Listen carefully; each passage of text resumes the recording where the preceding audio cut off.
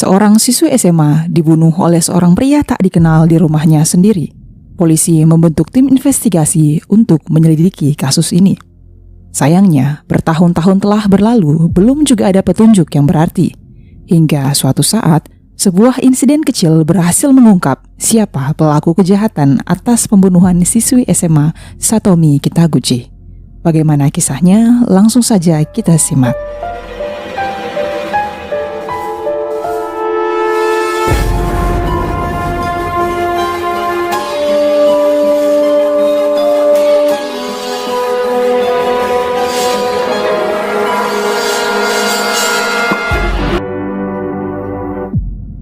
Satomi Kitaguchi adalah seorang siswi SMA yang lahir pada tahun 1987 di Hiroshima, Jepang.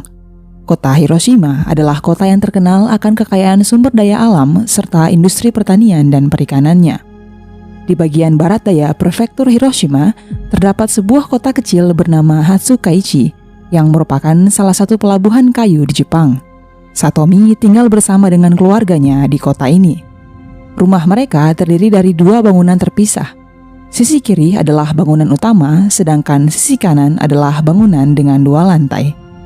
Keluarga Satomi terdiri dari 5 anggota, yakni ayah, ibu, neneknya, dan 1 orang saudara perempuannya.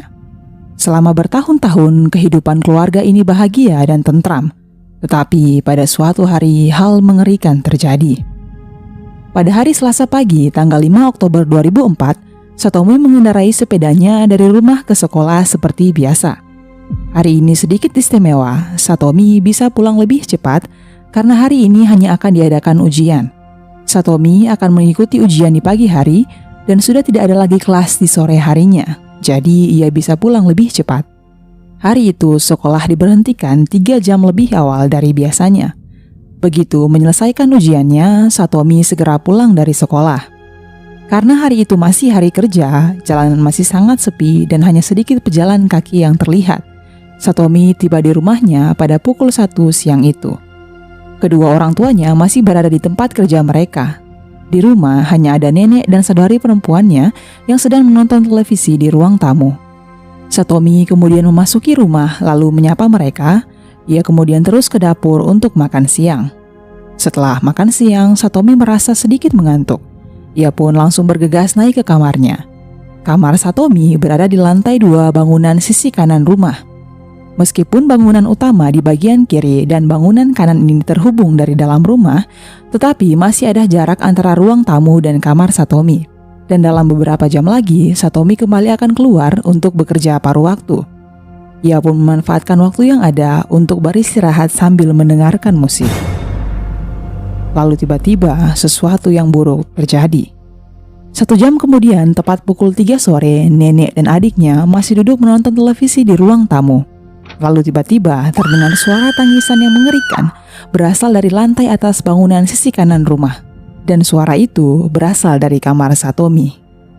Ketika mendengar teriakan itu, nenek dan adiknya segera berlari untuk memeriksa apa yang terjadi.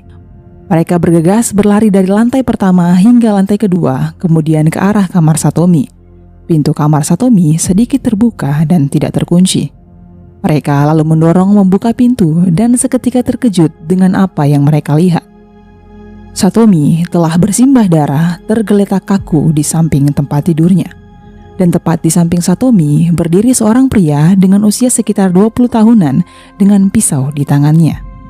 Melihat itu, nenek dan adik Satomi segera pergi berlari ketakutan dan bergegas keluar dari rumah. Adik Satomi berhasil keluar lalu bersembunyi di sebuah toko yang berjarak 50 meter dari rumah. Ia terus menangis dan mengulangi kalimat kepada sang pemilik toko, "Kakakku telah ditikam, kakakku telah ditikam." Ketika adik Satomi berhasil melarikan diri, sang nenek sempat tertegun melihat apa yang terjadi. Begitu juga dengan si pria yang terdiam kaget dengan pintu yang tiba-tiba terbuka. Tak sempat melarikan diri, pria itu dengan cepat menangkap nenek Satomi lalu menusuknya sebanyak 4 kali.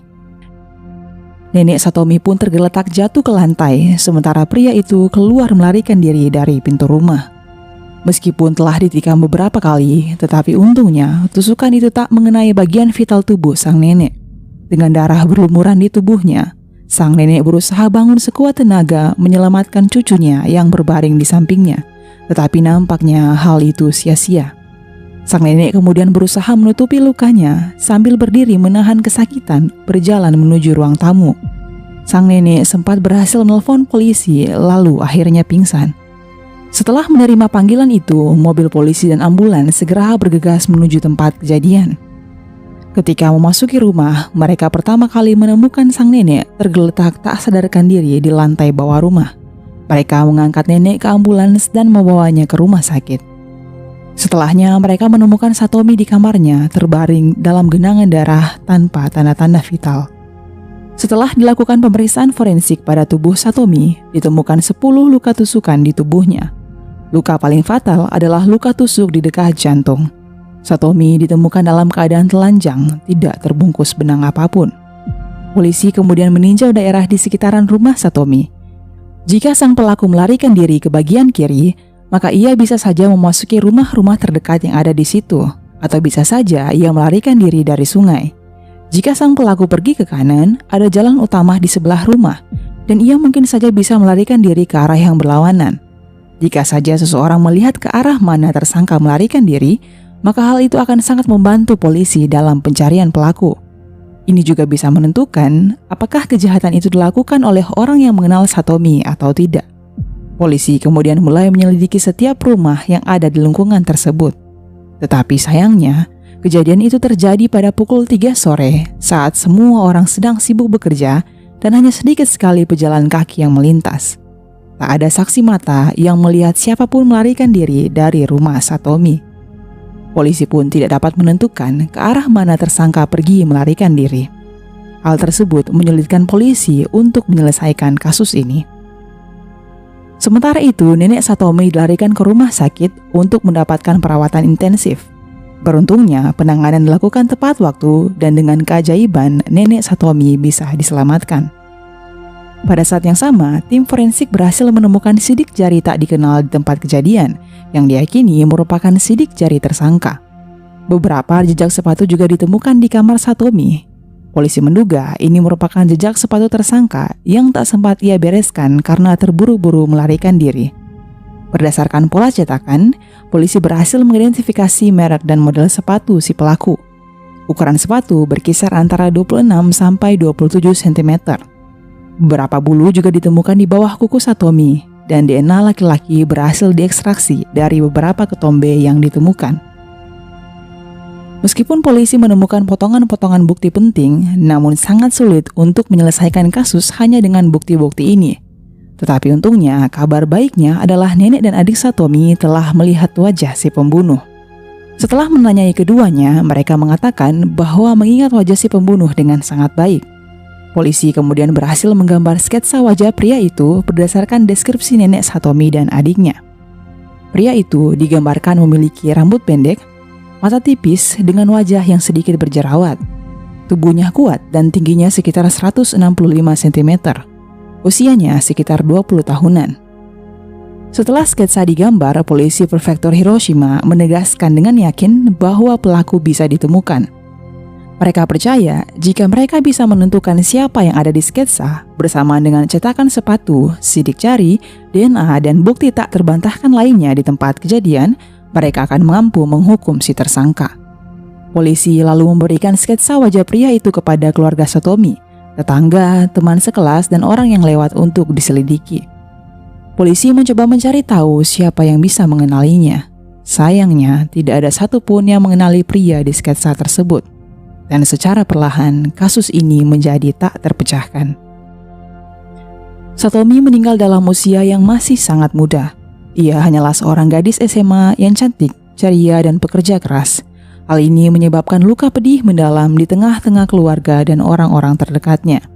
Dan yang lebih menyakitkan, bahwa si pelaku tidak pernah ditemukan. Ia melarikan diri tanpa jejak, seolah-olah menghilang dari bumi. Kesedihan yang mendalam amat sangat dirasakan oleh orang tua Satomi atas kematian anak perempuannya. Padahal mereka telah menabung uang sebesar 3 juta yen untuk membiayai kuliah Satomi. Tidak ada yang bisa membayangkan bahwa kemalangan ini akan terjadi pada keluarga Satomi. Sang ayah, Tadashi Kitaguchi, sangat bersedih dan marah atas kejadian ini. Ia bersumpah tidak akan pernah memaafkan si pembunuh. Sang ayah bahkan menawarkan hadiah uang kuliah Satomi 3 juta yen kepada siapapun yang bisa memberikan informasi mengenai si pelaku. Poster-poster hadiah itu dipasang di jalanan, terpampang di tempat-tempat ramai, di kantor polisi, dan di seluruh kota. Dan semakin banyak orang yang mengetahui tentang kasus pembunuhan seorang siswi SMA di Hiroshima. Seiring waktu berlalu, pelaku tak kunjung ditemukan. Tahun demi tahun berlalu, musim demi musim berganti, tetapi polisi setempat belum menyerah. Dalam 10 tahun setelah kejadian, polisi telah menyelidiki lebih dari 40.000 orang, namun tak kunjung mendapatkan petunjuk yang berarti. Ayah Satomi sendiri juga tidak menyerah.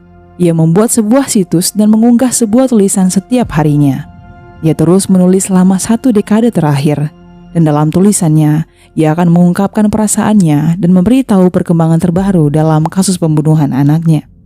Secara total, ayah Satomi telah menulis lebih dari 4.000 jurnal dalam jangka waktu 10 tahun. Ia tak berhenti memikirkan putrinya, berharap suatu hari akan ada keajaiban yang bisa memberikan keadilan bagi putrinya. Setelah 11 tahun berlalu dan belum juga ada kejelasan pada kasus ini, polisi prefektur Hiroshima memutuskan untuk meminta bantuan ahli forensik dari Amerika Serikat. Tim ini disebut Unit Analisis Perilaku.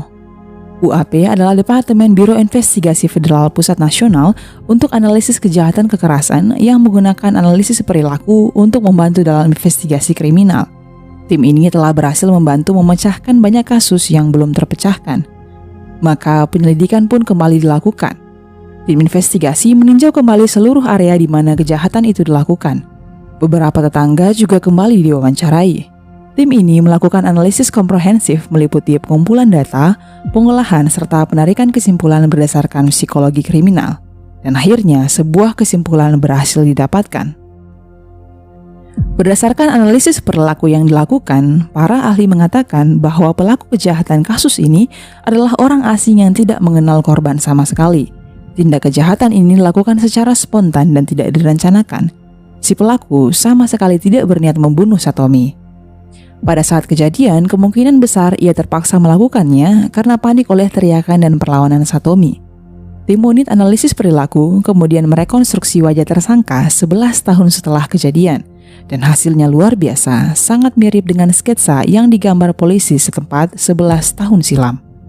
Tetapi sayangnya, penyelidikan yang dilakukan masih tak membuahkan hasil apapun. Dan sekali lagi, kasus ini menjadi buntu dan tak terpecahkan. Hingga pada suatu hari pada bulan April 2018, sesuatu yang tak terduga terjadi. Pada hari itu, polisi Yamaguchi, Jepang menerima sebuah panggilan darurat. Penelpon mengidentifikasi dirinya sebagai karyawan dari perusahaan konstruksi di Yube, Prefektur Yamaguchi.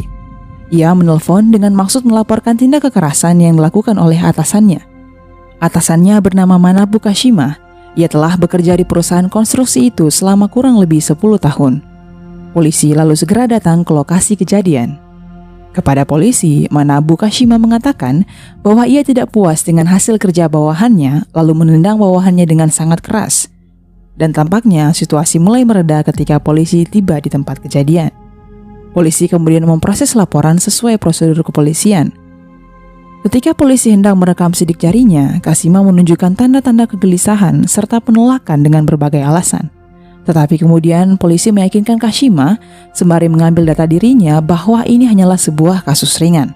Setelah meminta maaf kepada karyawannya, Kashima dibolehkan untuk pulang. Tetapi salah satu petugas polisi memperhatikan kegelisahan Kashima ketika mereka mengambil sidik jarinya. Polisi ini lalu berinisiatif menyerahkan sidik jari Kashima kepada markas besar polisi Prefektur Yamaguchi.